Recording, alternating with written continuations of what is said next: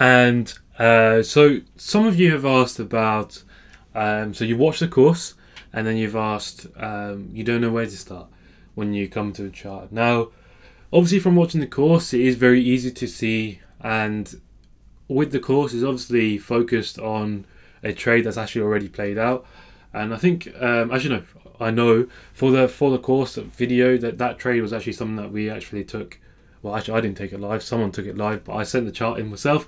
But you're still sort of struggling to understand how to actually approach the market.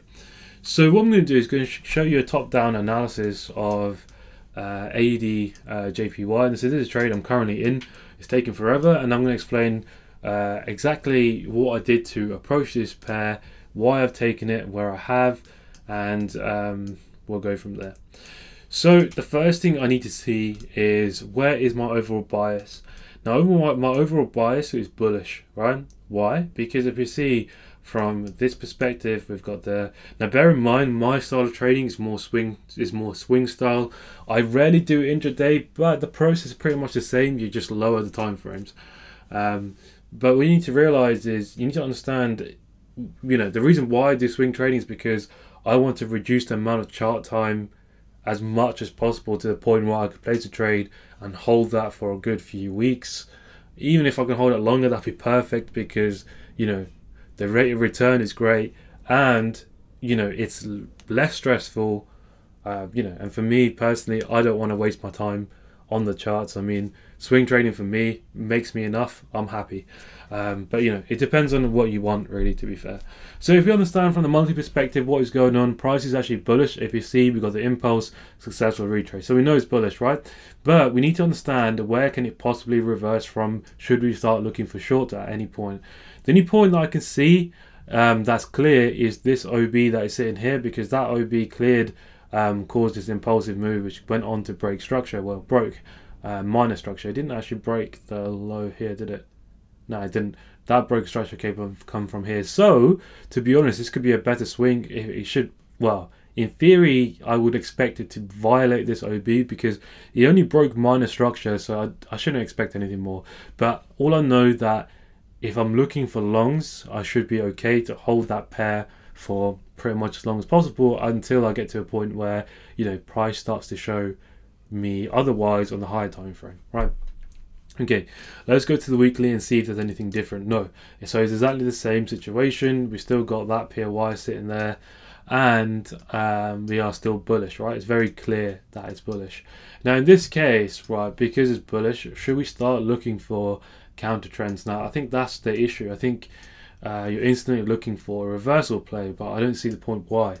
Okay, because the reason why, if you're going to go for example, swing trading, right, you need to go pro trend for swing trading. You shouldn't be looking straight for a reversal, and to be honest, your probability is lower looking for a reversal. So when you approach the market, let's try and approach it with a situation where you want to know what the overall bias is. And even though my entry was pretty much late here, because it is late, and I'll explain why, we still need to understand that we're going pro trend, so I can hold this trade quite nicely and just let it run. I could take my partials whenever, and just see how long it goes for, to be fair, because it can have a huge potential, even if I got a small volume on this trade, right? So on the daily, what do we see is we've got this sort of base form and then have an impulsive move. But the real low in this situation, from that range high, right? We've got a range high and a low in this situation. The low in this situation would be this one.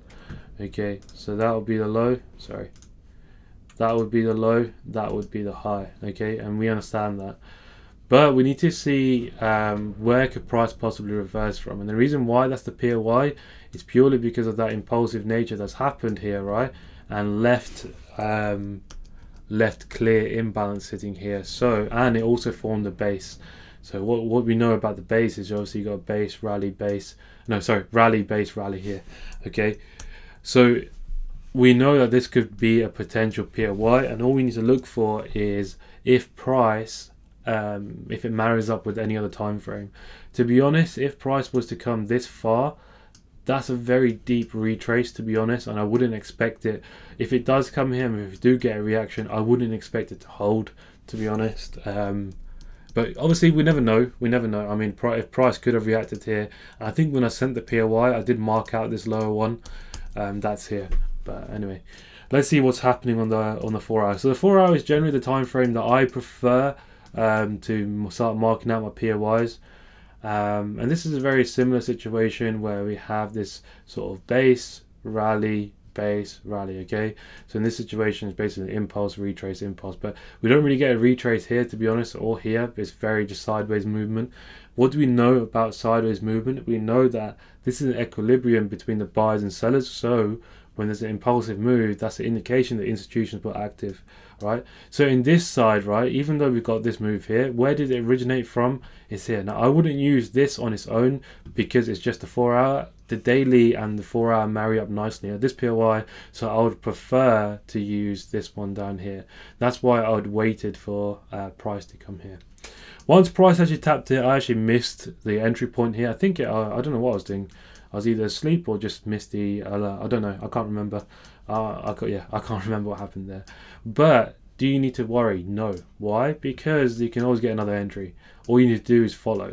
Now, when you understand that, if you follow, because it's a daily time frame, right? POI. Now, if you follow the time frame rules, the rule of 3, we can skip one, then look in the entry on the 1 minute or the 30 minute. It's completely up to you. So I stuck with the hourly just to see when we get a change in trend in this situation. So here we get a break of structure here, right? Break of structure, and we've got the first impulse, and we're waiting for the successful retrace, right? Now in this situation, right, now we're only coming back to this point for this inefficiency fill that's sitting here, okay?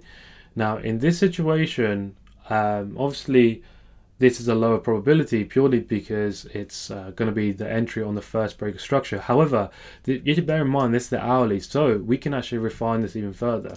Now if you haven't watched the entry video, then I'll basically explain it again, but if you have watched it, then this part is just a repeat for you. So on this time frame, we can see that in the middle of the night, so I didn't actually see this one, but we have this impulsive move, and we could have got an entry on this point here, right? We've got a failed low and then an impulsive move. So entry pattern number 2, right? So we could have got an entry at this point. However, I didn't get that. Now, the reason why I didn't get that, because I was asleep and I woke up about this time and then price was somewhere up here. So with that being said, right, because we've got this impulsive move, right, and we did break on the 5 minute, it'll be minor structure. We need to understand that this is going to be major structure in the 1 minute, okay, if we follow what's actually going on.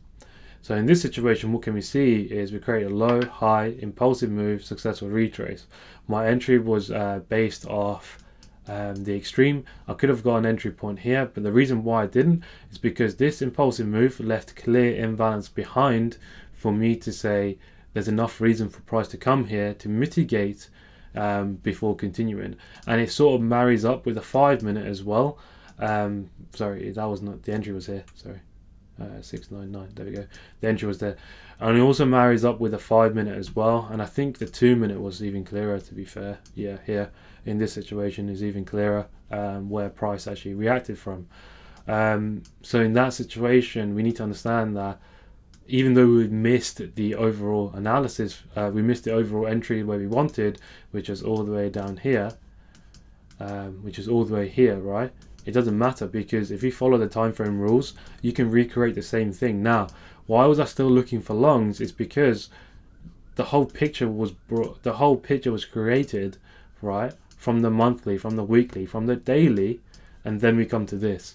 So that's the reason why I prefer, because although to be fair, this trade I don't like it at all because of how long it's taken to move, but you need to understand that the picture was drawn from the higher time frame. So I can actually hold this trade out with confidence. I don't have a reason to close as of yet, because we haven't really disrupted the order flow of the higher time frames. It's still bullish in my eyes, okay? That's in my eyes. Whether if you see something different, then fair enough, but it's respecting where price should be reacting from perfectly. So you know, who am I to say otherwise? So essentially, we just had to follow price at this point. Now, obviously, if you're going for intraday, it'll be the exact same situation, but your higher time frame may be the 4 hour, 1 hour, or 30 minute even. If you want to scalp, then use 15 minute. But you always have to build that picture from whatever high time frame you pick. And yeah, the reason why we swing trade is purely because of the effort that you have to put in. It's very minimum, as long as you understand what is actually going on in the market.